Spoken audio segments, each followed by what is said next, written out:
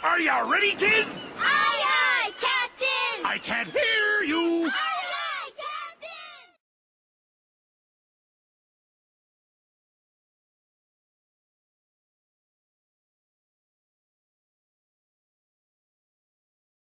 Po ba yung nag-aareglo? Ano po ba yung mga gawain na nag-aareglo ng sapatos ng mga santa? Una-una, kailangan sukatan siya. Kailangan meron tayong counter, ito, tinatawag na patron. Tapos kailangan siyang buuin. Buuin muna, gupitin.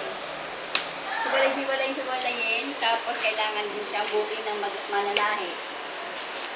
Mananahe. Tawag yan, software ang tawag sa kanila.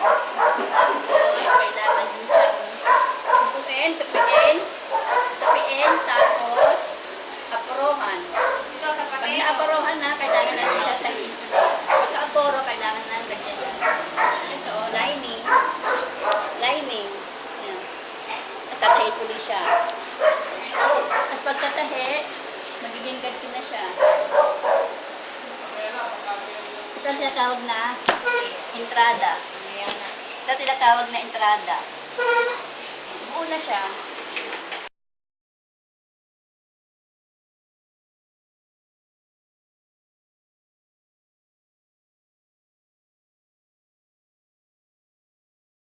Hello po, ate. Para saan po yung ginagawa niyo? Ginagawa ko to para mabuo ko yung sapatos. Yung para mailapat ng sapatero. Ganyan yan. Pagka natahi ko na yan, eto, ayan, buo na yan.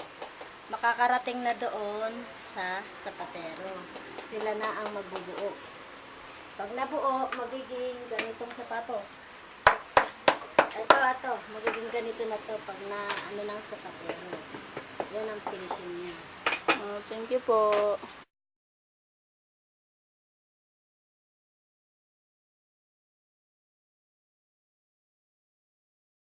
Kuya, di ba po sapatero kayo? Ano po yung mga step or hakbang po sa paggawa po ng sapatos? Ito siya, ganito siya. Tapos lalagay namin siya dito sa pinakahulma niya. Pag nailagay niya namin siya dito, suswilasan na namin. Pag naswilasan, bubunutin namin to. Pag nabunot, okay na, sapatos na siya. Thank you po. Pwede na yan?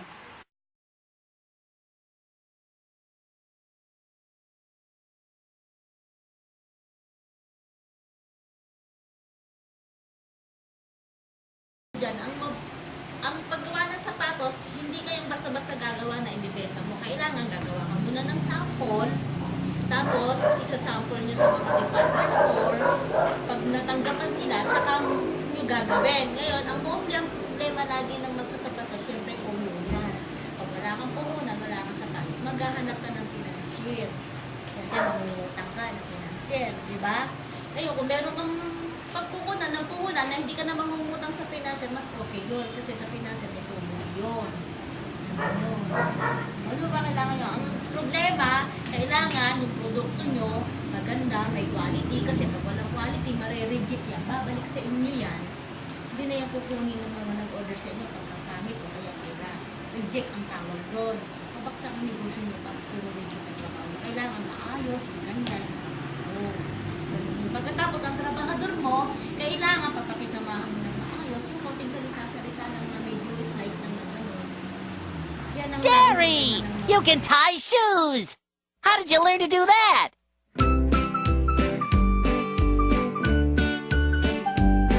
Want to learn how to tie your shoe? It's a very easy thing to do. You sit on down and I'll give you the scoop. What's that? It's called the loop-de-loop. You gotta take lace in each hand. You go over and under again. You make a loop-de-loop and pull, and your shoes are looking cool. You go over and back, left to right, loop-de-loop and you pull.